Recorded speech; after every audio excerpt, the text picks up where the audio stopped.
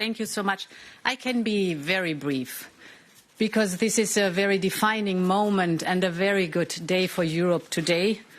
I warmly congratulate President Zelensky, President Sandu, President Zurabishvili.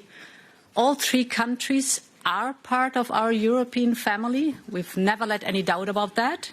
And today's historic decision by leaders confirms that. It grants all three the perspective of EU accession, and it lays down the path ahead.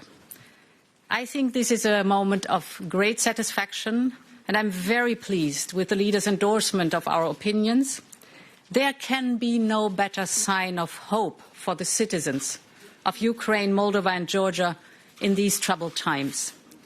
Of course, the countries all have to do homework before moving to the next stage of the accession process.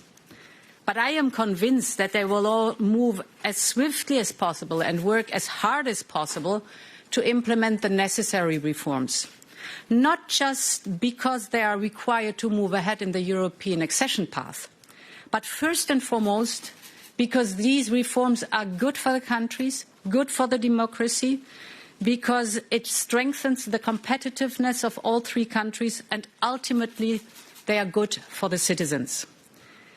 Let me stress that... Mr. President, you have the floor. Thank you very much. Well, everything's been said.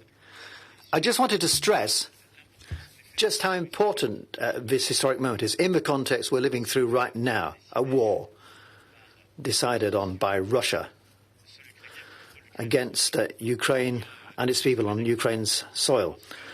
A week ago in Kiev, went together with Olaf Scholz, Mario Draghi from Germany and Italy, and Klaus Iohannis from Romania.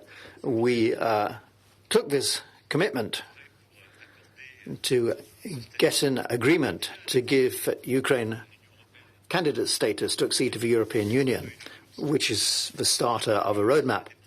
We knew it all depended on a process, and over the last week we have made some giant strides forward, thanks to work done by the European Commission, first of all.